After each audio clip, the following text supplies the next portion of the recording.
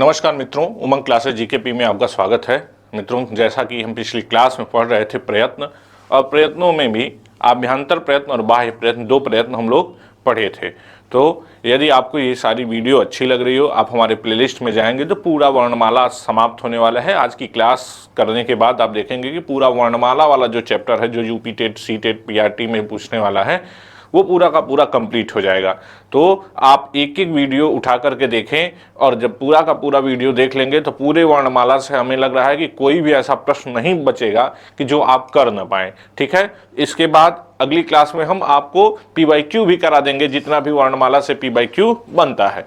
तो हम लोग पढ़ रहे थे प्रयत्न, और प्रयत्न होते हैं दो प्रकार के, आभ्यंतर होता है और बाह्य होता है। ठीक है, उसमें प्रयत्नों में बाह्य प्रयत्न हम कल पढ़ाए थे, कुछ चीजें और बाह्य प्रयत्न में आपको बतानी है। तो आइए आज की क्लास में उस चीज को बताएंगे हम कि बाह्य प्रयत्न में और क्या क्या चीज आपको ध्यान देना है जो बहुत इंपॉर्टेंट है। ठीक है, देखिएगा बाह्य प्रयत्नों की संख्या कितनी होती है, तो हम बताए थे बाह्य प्रयत्नों की संख्या कितनी होती है, 11 होती है। कौन कौन से बाह्य प्रयत्न होते हैं, तो आपको बताए थे अल्प प्राण, अल्प अल्प अल्प प्राण, उसके बाद क्या होता है महाप्राण, अल्प प्राण, महाप्राण, उसके बाद संवार, संवार, नाद घोष, संवार नाद घोष, फिर बताए थे विवार, श्वास और अघोष। ठीक है, उसके बाद बताए थे उदात्त, अनुदात्त और स्वरित, उदात्त, अनुदात्त और स्वरित। तो देखिएगा टोटल कितने हो गए, 11। 1 2 3 4 5 6 7 8 9 10 11। टोटल बाह्य प्रयत्नों की संख्या कितनी है, तो कहेंगे कितनी है, 11 है। अब आपको बताए थे कि जो अल्प प्राण हैं वो कौन कौन से वर्ण अल्प प्राण के अंतर्गत आते हैं, तो बताए थे वर्गों के पहले, तीसरे, पांचवें और प्लस अंतस्थ वर्ण जो होते हैं वो क्या होते हैं, अल्प प्राण होते हैं। वर्ग के क ख ग घ में जो क च ट त प है, अर्थात वर्ग का पहला, उसी तरीके से ग वाला पूरा का पूरा, तीसरा और ङ वाला जो पंचमाक्षर है, अनुनासिक है, वो पंचमाक्षर, तो यही अल्प प्राण होते हैं। और वर्ग के जो दूसरे और चौथे होते हैं, जो वर्ग के दूसरे और चौथे होते हैं और प्लस जो उष्म होते हैं, वो क्या होते हैं, महाप्राण होते हैं। इसको पिछली क्लास में बहुत अच्छे से समझाए हैं, वो पिछली क्लास बाह्य प्रयत्न वाली देखिएगा, बहुत अच्छे तरीके से ये चीज आपको समझ में आ जाएगी। संवार नाद घोष कौन से वर्ण होते हैं, तो आपको बताए थे कि हस प्रत्याहार के जो वर्ण होते हैं वो क्या होते हैं, संवार नाद और घोष होते हैं। हस प्रत्याहार में कौन कौन से वर्ण आते हैं, तो आपको बताया था कि हस प्रत्याहार में जो वर्ण आएंगे कहां से कहां तक, इस ह से लेकर के इस स तक के वर्ण आएंगे। जो इस ह को यदि रख लें, इस ह को रख लें, तो उसके बाद क्या बच गया, ये अंतस्थ कौन से आ जाएंगे, अंतस्थ वर्ण आ जाएंगे। और अंतस्थ के वर्ण के बाद ये वर्गों के पंचमाक्षर हैं, और ये वर्गों के चतुर्थ अक्षर हैं, और ये वर्गों का तृतीय अक्षर है। ठीक है, तो अंतस्थ के साथ साथ इसमें वर्ग के पंचमाक्षर, चतुर्थ अक्षर और तृतीय अक्षर, यही जो वर्ण हैं यही कौन से कहलाते हैं, संवार नाद और घोष कहलाते हैं। पिछले वीडियो में इसको भी बहुत अच्छे समझाए थे। उसी तरीके से विवार, श्वास, अघोष क्या होता है, तो खर प्रत्याहार के वर्ण, इस ख से लेकर के इस र तक खर प्रत्याहार के जो वर्ण हैं वो क्या कहलाते हैं, विवार, श्वास और अघोष। तो कौन से प्रत्याहार के, खर प्रत्याहार के कौन कौन से वर्ण आ जाएंगे, इस ख से लेकर के इस र तक देखें तो वर्ग के द्वितीय, वर्ग के प्रथम और तीनों स, तो वर्ग के द्वितीय, वर्ग के प्रथम और तीनों स और स, तालव्य स, मूर्धन्य स और दंत स, यही क्या कहलाते हैं, विवार, श्वास और अघोष कहलाते हैं।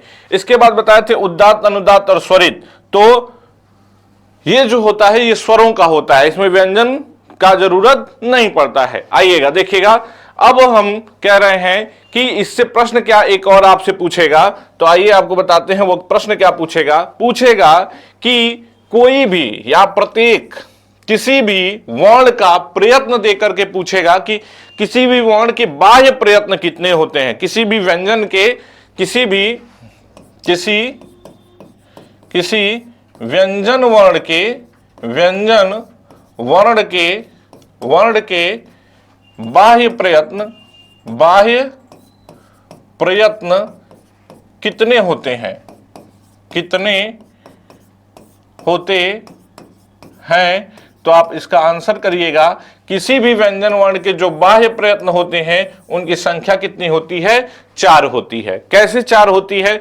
तो आइए, जैसे आपको उठा करके दे दे क, ठीक है, आपको उठा करके दे दे मान लीजिए क, पूछे कि क का बाह्य प्रयत्न बताइए, क का बाह्य प्रयत्न बताइए। अब देखिए क का बाह्य प्रयत्न आप बताएंगे तो देखेंगे कि क पहली बात तो अल्प प्राण है कि महाप्राण है, यही तो देखेंगे कि क पहले क्या है, अल्प प्राण है कि महाप्राण है।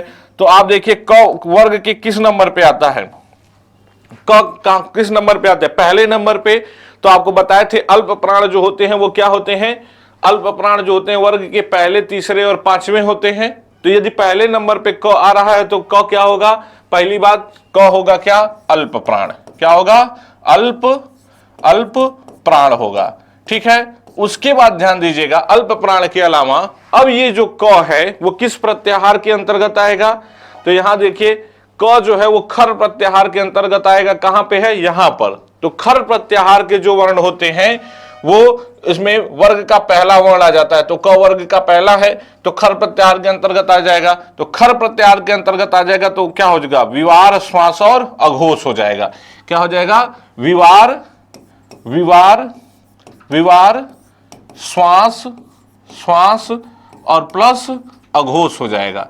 तो अब बताइए, जब विवार, श्वास और अघोष हो जाएगा तो अब बताइए क के बाह्य प्रयत्नों की संख्या कितनी हुई? तो एक तो अल्प प्राण हो गया, एक विवार हो गया, एक श्वास हो गया, एक अघोष हो गया। तो क के बाह्य प्रयत्नों की संख्या कितनी हो गई?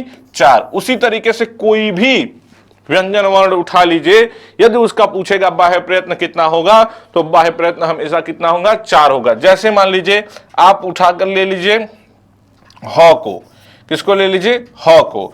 अब देखिएगा यदि आपसे पूछे कि ह का बाह्य प्रयत्न क्या होगा, तो आप जब ह का बाह्य प्रयत्न ढूंढने जाएंगे तो ह का बाह्य प्रयत्न क्या होगा? अब देखिए पहले ह कहां आता है, तो ह कैसा वर्ण है? उष्म वर्ण है। कैसा वर्ण है? उष्म वर्ण है। तो उष्म वर्ण होने के कारण ये क्या कहलाएगा? पहली बात तो ये महाप्राण कहलाएगा। क्या कहलाएगा? महाप्राण कहलाएगा। अल्प प्राण नहीं होकर के क्या हो जाएगा? महाप्राण हो जाएगा। और महाप्राण के अतिरिक्त अब देखेंगे ये ह जो है इस ह से लेकर के इस स तक के अंतर्गत आ रही, हस प्रत्याहार के अंतर्गत आ रहा है। और हस प्रत्याहार का जो वर्ण क्या कहलाता है? संवार, नाद, घोष कहलाता है। तो देखिए अब इसमें आप जोड़ दीजिए क्या? संवार, संवार, नाद, नाद और प्लस घोष। संवार, नाद और घोष। तो अब देखिए संवार, नाद, घोष जोड़ दिए। अब क्या हो गया? इसके भी बाह्य प्रयत्नों की संख्या कितनी हो गई? 4 हो गई। कितनी हो गई? 4 होगी। तो कोई भी वर्ण उठा लीजिए, सारे वर्णों के जो बाह्य प्रयत्न होंगे, सारे व्यंजनों के जो बाह्य प्रयत्न होंगे वो कितने होंगे? 4 होंगे। इसी तरीके से यदि मान लीजिए हम ले लेते हैं किसको? प को ले लेते हैं। ठीक, तो प पहले बताइए कि अल्प प्राण है कि महाप्राण? तो प पहले नंबर पे आता है, इस नाते प क्या हो जाएगा? अल्प प्राण हो जाएगा। क्या हो जाएगा? अल्प प्राण हो जाएगा। अब प को देखेंगे कि ये हस प्रत्याहार के अंतर्गत आता है कि खर प्रत्याहार के अंतर्गत? तो वर्ग का पहला है तो किस प्रत्याहार के अंतर्गत आएगा? अभी देख लीजिए किस प्रत्याहार के अंतर्गत आएगा? प खर प्रत्याहार के अंतर्गत। और खर प्रत्याहार के जो वर्ण होते हैं वो क्या होते हैं? विवार, श्वास और अघोष होते हैं। तो विवार, श्वास और अघोष कर दीजिए। ठीक है, विवार, विवार, श्वास और प्लस अघोष कर दीजिए। तो कितने बाह्य प्रयत्न हो गए? इसके भी बाह्य प्रयत्नों की संख्या कितनी हो गई? 4 हो गई। इसी तरीके से कोई भी व्यंजन वर्ण उठाइए, पहले देख लीजिए कि वो अल्प प्राण है कि महाप्राण है, फिर संवार, नाद, घोष के अंतर्गत आता है कि विवार, श्वास, अघोष के अंतर्गत आता है। ठीक है, इसी तरीके से मान लीजिए हम ले लें भ को। किसको ले लें? भ को। भ किस नंबर पे आता है? प, फ, ब, भ चौथे नंबर पे आता है। तो क्या हो जाएगा? महाप्राण हो जाएगा। क्या हो जाएगा? महाप्राण हो जाएगा। महाप्राण हो जाएगा। ठीक है, क्योंकि जो भ है वो चौथे नंबर पे आता है और वर्ग के दूसरे और चौथे क्या कहलाते हैं? महाप्राण कहलाते हैं। चलिएगा, महाप्राण के बाद ये जो भ है वो देखिए किस प्रत्याहार के अंतर्गत आता है? तो भ जो है कहां मिल जाएगा आपको, यहां पर, तो ह और स के अंतर्गत आ जाएगा, हस प्रत्याहार के अंतर्गत आ जाएगा। तो हस प्रत्याहार के अंतर्गत आ जाएगा तो क्या हो जाएगा, हस प्रत्याहार के अंदर संवार नाद घोष हो जाएगा। बस यहीं पर लिख दीजिए संवार नाद घोष। क्या लिख लीजिए, संवार, संवार नाद, नाद और प्लस घोष, संवार नाद और प्लस घोष। तो क्या हो जाएगा, इसके भी बाह्य प्रयत्नों की संख्या कितनी हो जाएगी, 4 हो जाएगी। चलिएगा कुछ आप लोगों को हम वर्ण उठा करके दे देते हैं, 2 क्वेश्चन दे रहे हैं, ठीक है। दोनों क्वेश्चन के आंसर आप मैसेज करके, इसके नीचे मैसेज करके आप बताइएगा कि इसका बाह्य प्रयत्न क्या होगा, बाह्य प्रयत्न इसका क्या होगा। एक तो म का, एक तो म का आप बता दीजिएगा कि बाह्य प्रयत्न क्या होगा, ठीक है। 4 होगा, उस चारों में से कौन कौन सा होगा आप इसके सामने लिख करके म लिखेगा और म के सामने लिख करके बता दीजिएगा। उसी तरीके से आप बता दीजिएगा किसका, झ का बाह्य प्रयत्न क्या होगा। तो ये आपके लिए 2 क्वेश्चन है, एक म का और एक किसका, झ का। इन दोनों का आंसर आप लिख करके हमको कमेंट में बता दीजिएगा। चलिएगा अब आपको एक और टॉपिक पढ़ाते हैं, वो टॉपिक क्या है, वर्णों के भेद। क्या है, वर्णों के भेद। आइए बताते हैं वर्णों के भेद। वर्णों के भेद में देखेंगे आप कि प्रश्न पूछता है किस वर्ण का कौन सा भेद है, ठीक है, किस वर्ण का कौन सा भेद है, यही पूछता है कितने भेद हो जाते हैं। तो देखिएगा पहली बात तो ये किसका हमको देखना है, स्वरों का देखना है, स्वरों का देखना है। स्वरों में कौन कौन से स्वर हैं, अ, आ, ई, उ, री, री, ए, ओ, औ।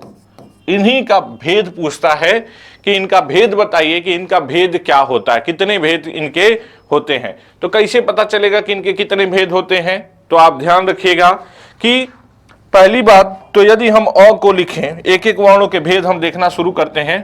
पहले हम किसको लेते हैं, अ को लेते हैं।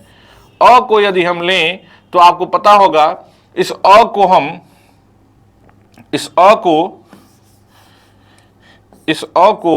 हम 3 भागों में बांट सकते हैं। यह अ ह्रस्व भी होता है, यह अ ह्रस्व भी होता है, इस अ का दीर्घ भी होता है, यह अ प्लुत भी होता है, ठीक है। ह्रस्व, दीर्घ और प्लुत पढ़ाए थे, तो आप इस अ का ह्रस्व होता है क्योंकि अ ह्रस्व ही है, इसका दीर्घ भी होता है, आ हो जाएगा, और इसका प्लुत भी होता है। इसके अलावा इस ह्रस्व अ को, इस जो ह्रस्व वाला अ है, इस ह्रस्व अ को हम उदात्त भी बोल सकते हैं, इसको अनुदात्त भी बोल सकते हैं, अनुदात्त भी बोल सकते हैं, इसको स्वरित भी बोल सकते हैं। उदात्त, अनुदात्त और स्वरित बाह्य प्रयत्न पढ़ाते वक्त आपको बताए थे कि उच्चई उदात्त, नीचई अनुदात्त और समाहार स्वरित। तो उदात्त जो होता है, इस हर अ को उदात्त भी बोल सकते हैं, इस अ को अनुदात्त भी, इस अ को स्वरित भी बोल सकते हैं। उसी तरीके से जो दीर्घ आ होगा, इसको भी हम क्या कर सकते हैं, इसको भी हम उदात्त भी बोल सकते हैं, इसको अनुदात्त भी बोल सकते हैं, इसको स्वरित भी बोल सकते हैं, ठीक है, इसको स्वरित भी बोल सकते हैं। तो उदात्त, अनुदात्त और स्वरित इसको भी बोल सकते हैं। उसी तरीके से प्लुत को भी हम उदात्त, अनुदात्त, अनुदात्त और स्वरित बोल सकते हैं, स्वरित बोल सकते हैं, उदात्त, अनुदात्त और स्वरित बोल सकते हैं। तो अब बताइए कितने भेद हो गए, 3, इसी एक अ के 3, 3, 6, 3, 9 भेद। इन 9 भेदों के अलावा देखिएगा इसी अ को हम अनुनासिक भी बोल सकते हैं, अनुनासिक भी बोल सकते हैं। कुछ लोग होते हैं ना, कोई भी वर्ण हो उसको नासिका में भी बोल लेते हैं, ठीक है। तो अनुनासिक भी बोल सकते हैं और इसको अननुनासिक भी बोल सकते हैं, अननुनासिक भी बोल सकते हैं, नासिक, इसको अनुनासिक भी बोल सकते हैं सारे प्रकार से, और सारे प्रकार से अनुनासिक भी बोल सकते हैं और अननुनासिक भी। तो 9 भेद तो ये हो गए और 2 भेद ये, ठीक है। तो 9 और इन सारे 9 भेदों को एक बार अनुनासिक भी एक बार अनुनासिक भी, तो 9 गुणे 2 बराबर कितने भेद हो गए? 18 भेद हो गए। कितने भेद हो गए? 18 भेद हो गए। एक अ को कितने प्रकार से बोला जा सकता है? तो एक अ को, इस एक अ को 18 प्रकार से बोला जा सकता है। कितने प्रकार से? 18 प्रकार से। इसी तरीके से अ के जगह पे यदि हम आ लिख दें, क्या लिख दें? आ लिख दें। आ लिख दें तो आपको पता है इस आ का ह्रस्व होता है कि नहीं होता है? इस आ का ह्रस्व होता है, ठीक है, इस आ का ह्रस्व होता है। तो यदि आ हम लिख दें तो आ को भी यदि हम 3 भागों में बांटें तो आ का ह्रस्व होता है, ह्रस्व होता है, आ का दीर्घ होता है, आ का प्लुत होता है, प्लुत होता है। इसी ह्रस्व को हम उदात्त भी बोल सकते हैं, इसी ह्रस्व को अनुदात्त भी बोल सकते हैं, इसी ह्रस्व को उदात्त, अनुदात्त और स्वरित भी बोल सकते हैं। इसी तरीके से इसी दीर्घ को, आ चूंकि दीर्घ ही है तो इसी दीर्घ को उदात्त भी बोला जा सकता है, इसी दीर्घ को अनुदात्त भी बोला जा सकता है, इसी दीर्घ को स्वरित भी बोला जा सकता है, ठीक है।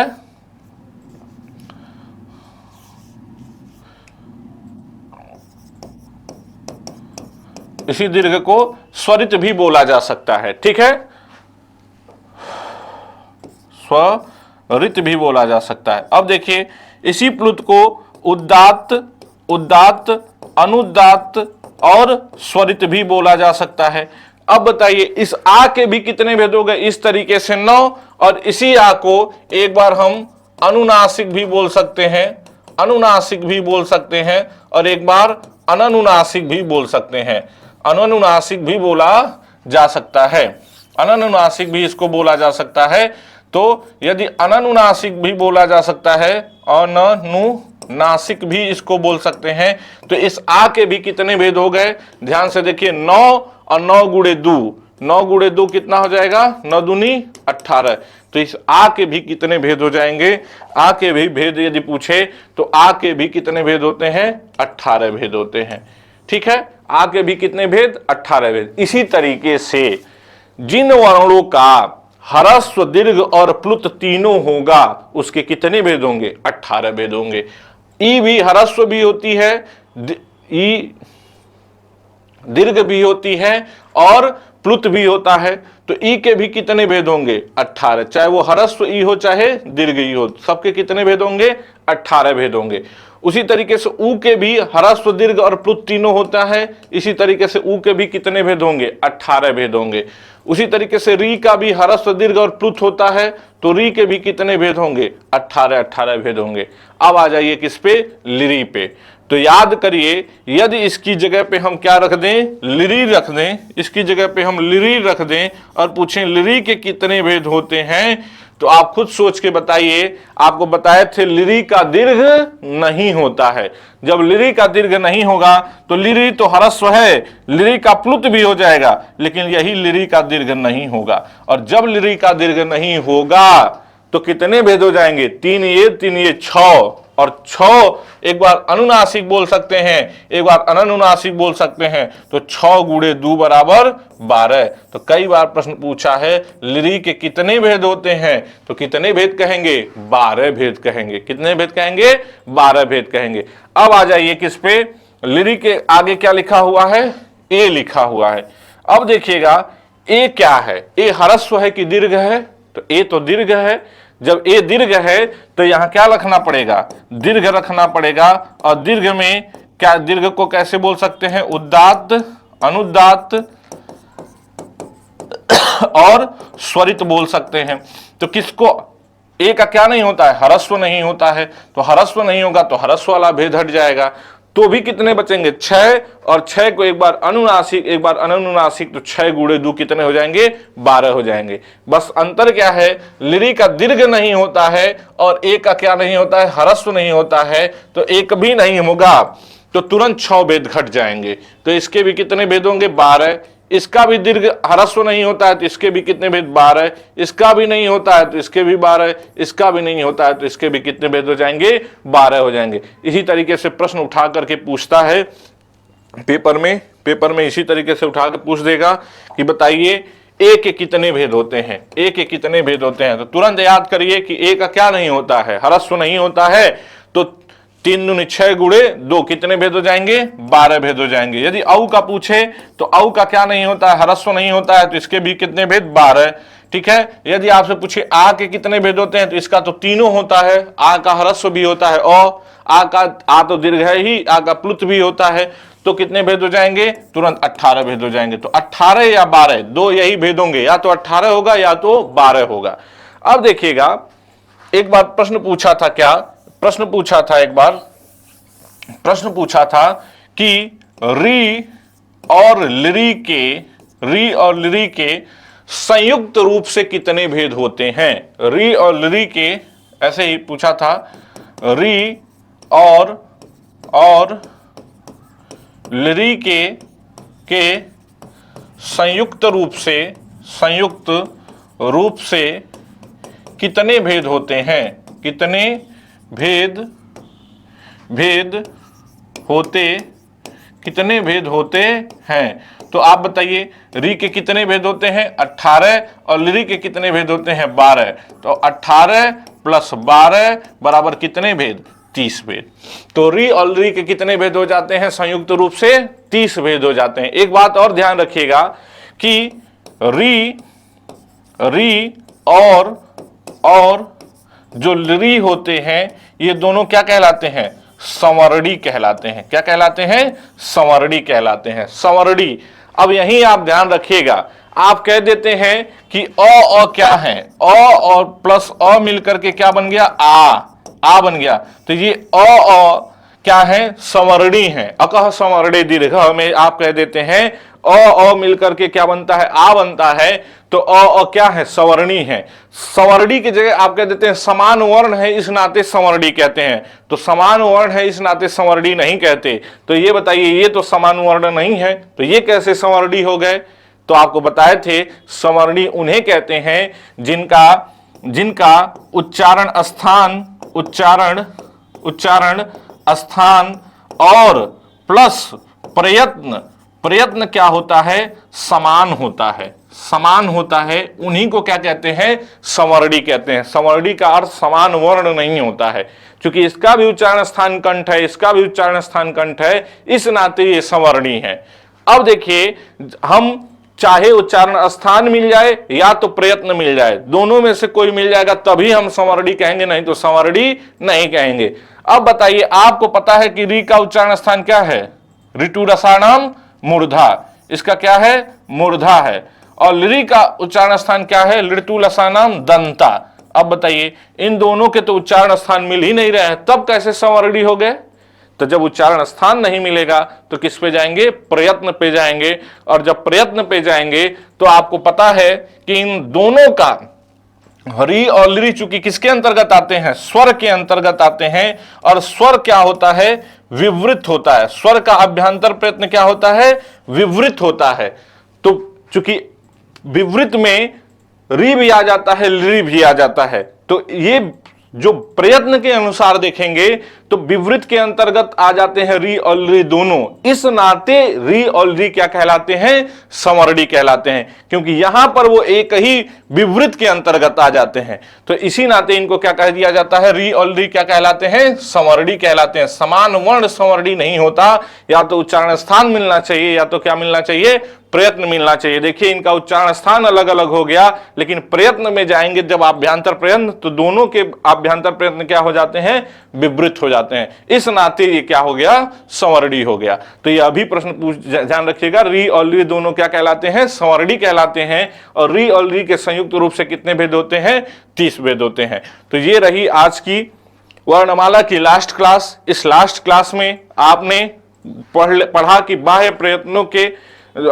प्रयत्न में आप देखेंगे किसी भी व्यंजन के जो बाह्य प्रयत्न होते हैं वो 4 होते हैं। उसके बाद सारे वर्णों के भेद पढ़े, तो जिसका भी ह्रस्व दीर्घ और प्लुत तीनों होगा उसके 18 भेद, जिसका ह्रस्व और प्लुत होगा उसके 12 भेद, जिसका दीर्घ और प्लुत होगा उसके भी 12 भेद हो जाते हैं। ठीक है, री और ली के संयुक्त रूप से कितने भेद हो जाते हैं, 30 भेद हो जाते हैं। तो यदि ये क्लास अच्छी लगी हो तो अपने मित्रों तक पहुंचाइए और जो 2 प्रश्न पूछे हैं उनका उत्तर कमेंट बॉक्स में जरूर दीजिए। धन्यवाद मित्रों।